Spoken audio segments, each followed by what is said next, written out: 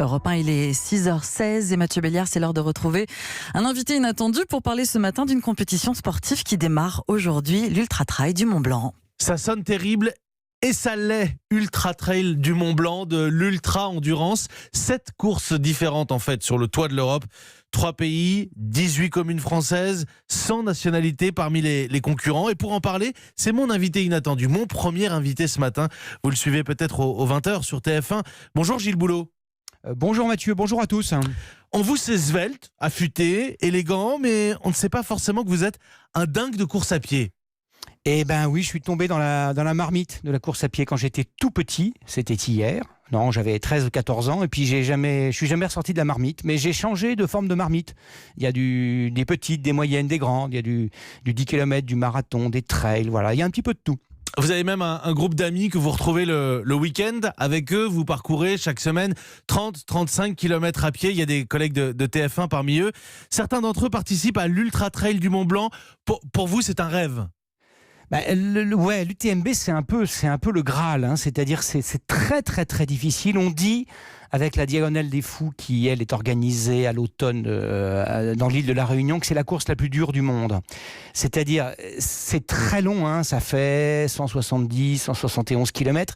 Il y a 10 000 mètres de dénivelé positif. C'est-à-dire que vous faites plus de 2 fois le Mont Blanc en montée, mais il y a aussi de la descente. Et il y a les fameux sas horaires, c'est-à-dire que si vous mettez 3 semaines pour le faire, vous êtes déclassé, vous n'avez pas le droit.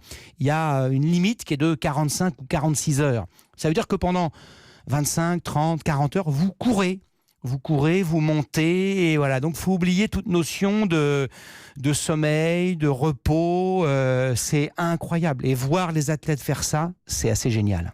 En revanche, vous êtes déjà marathonien, 2 fois le marathon du Mont Blanc, hein, notamment puisqu'on parle des Alpes aujourd'hui. Sur le marathon, c'est quoi votre meilleur temps ? Sur un marathon normal, un marathon plat, c'est 3h16. Le marathon du Mont Blanc, lui, il a un marathon que le nom, d'abord, il fait pas 42 km, il en fait 44. Il y a toujours une petite escroquerie de 2 km vers la fin, là, ce qui est assez rigolo. Et puis évidemment, c'est tout sauf plat, hein. Ça fait 2500 mètres de dénivelé positif. C'est absolument magnifique, le marathon du Mont Blanc. Alors c'est plutôt dans la saison, c'est au mois de juin, juillet, à la jointure entre juin et juillet. Et c'est génial. Je l'ai fait sous la neige et je l'ai fait sous une canicule effrayante à 4 ans d'écart. Et donc, c'est une aventure merveilleuse. Et ça, c'est à ma mesure. C'est-à-dire si on court 70 km par semaine, un peu plus, un peu moins, 80, on peut le faire. L'UTMB, c'est une autre catégorie. C'est uniquement des avions de chasse, hein, qui font ça. Il y a des professionnels, il y a des semi-professionnels, et j'ai des copains à TF1 qui sont dans ma section de course à pied, qui courent beaucoup, beaucoup plus que moi. Et d'abord, ils sont plus doués que moi, et ils courent plus que moi. Ils courent 120 km par semaine, c'est autre chose, c'est un autre niveau, quoi. C'est comme le coureur à pied et Usain Bolt, quoi. C'est 2 niveaux différents. On va vous offrir un petit mot de promo, Gilles Boulot, puisque vous nous faites la gentillesse d'inaugurer cette matinale sur Europe 1. Ce soir, vous reprenez le 20h de TF1. Gilles Boulot, quelles sont les nouveautés de cette année, de cette saison ? En fait, un 20h, c'est une partition qui doit être sans cesse renouvelée, modernisée. La seule chose qui ne change pas, c'est l'horaire et la durée, grosso modo. Toujours à 20h et toujours 32, 33 minutes. En revanche, tout le reste, c'est des choses qui doivent être affinées. Vendredi, on a un petit peu changé les titres. Après, on rajoute de l'infographie, une nouvelle machine qui permet plus de pédagogie, plus de proximité. On essaie de valoriser nos reporters. Donc, c'est du réglage fin. C'est du réglage fin tout le temps, y compris en cours de saison où on change les choses. C'est pas une science exacte, c'est une partition et il y a une dimension de free jazz aussi dedans. C'est ça un peu un 20h, hein. Ça peut pas être figé. Et en même temps, il faut qu'il n'y ait pas de défaut à l'antenne. Il faut que ce soit propre. C'est le moins qu'on puisse demander à un journal. Entre nous, Gilles Boulot, je connais un petit peu mieux nos métiers que l'Ultra Trail du Mont Blanc. Notre métier, il est plus facile, non ? Oui, mais il y a des similitudes. Il y a des similitudes. Il faut savoir gérer son effort. Blague à part, je suis très sérieux dans l'effort du 20h. Il ne faut pas s'épuiser tout de suite. La course est longue, les journées sont longues.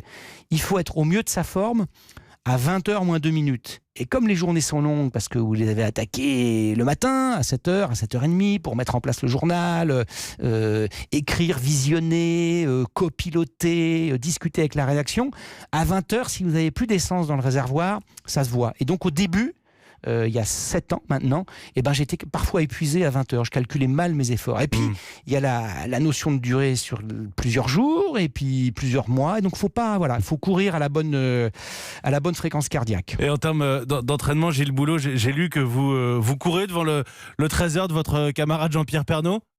Ouais, et ça m'arrive. Alors ça, c'est quand je cours sur un tapis, parce que j'ai 2-3 réunions, donc je cours sur un tapis et hop, je mets les oreillettes et je regarde Jean-Pierre, et comme ça j'ai les dernières nouvelles et je lui envoie un petit mot après, et voilà, donc je joins l'utile à l'agréable. Voilà, ça m'arrive. Sinon, quand je cours en forêt ou sur un stade, je pousse pas le vice jusqu'à mettre la télévision au bout d'un selfie stick, quand même pas. Bon, vous courez devant le 13h de Jean-Pierre Pernaut. Lui, il fait quoi pendant le 20h? Alors Jean-Pierre, si vous lui posez la question, il regarde le 20h de TF1.